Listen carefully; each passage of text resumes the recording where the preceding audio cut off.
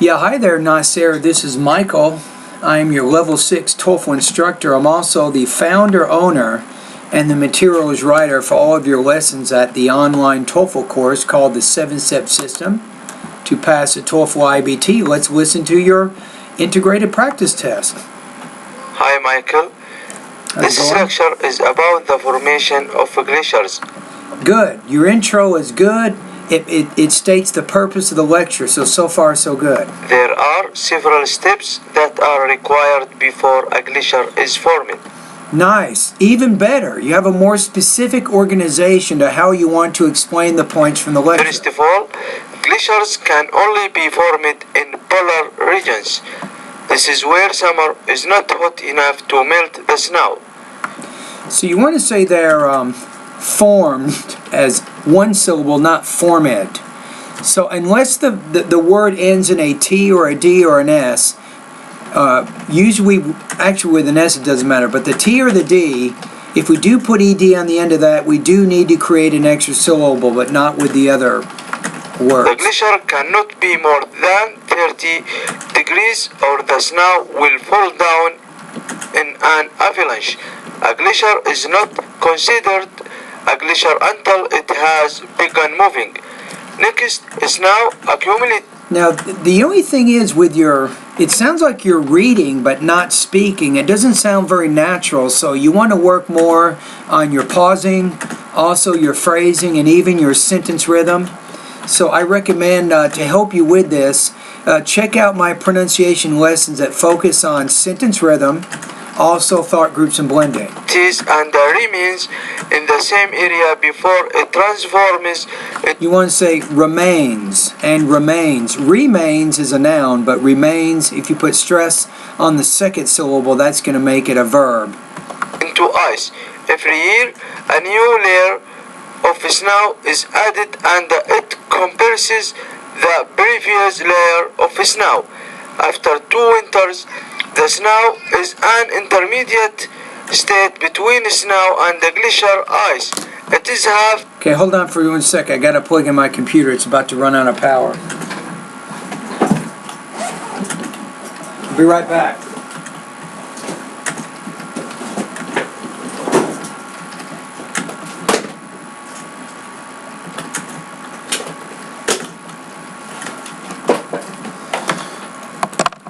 Okay, I'm back. As dense as water. Finally, most glaciers take about 100 years to form. It eventually becomes too heavy and moves downhill down to the You want to say moves downhill, not movies. forces of gravity. Okay, so let's take a look at the rubrics so I can assess your speaking right now. So I have good and bad news. The good news is you have a good understanding, I think, of what you've listened to, and you're able to present it, I think, in an organized, step-by-step manner. That's good.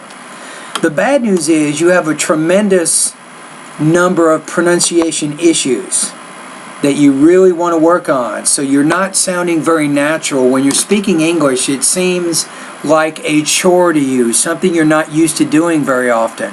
So what you have to do is to change that. The only way you can change that is to speak English all day long, every day, as long as you can. Watch a lot of TV, listen to movies, listen to radio. You really need a lot more contact with the language. Now write this down. I do recommend, in my pronunciation part of my course, I would suggest, if you haven't studied them, go over all of the lessons. All lessons in vowel, consonant sounds. I'd even recommend that you focus on the lessons about grammatical word endings and syllable division. That was a big problem in this speech. Also, I think you need more practice with word stress, sentence rhythm, intonation, even thought groups and blending. So that pretty well covers all of my pronunciation lessons. So you need to be a little bit more proficient in those areas. Now, let me give you a score now. Because of your delivery issues, I'm going to put you at about 2.16 out of 4. I'm going to give you about 17 points out of 30 on this.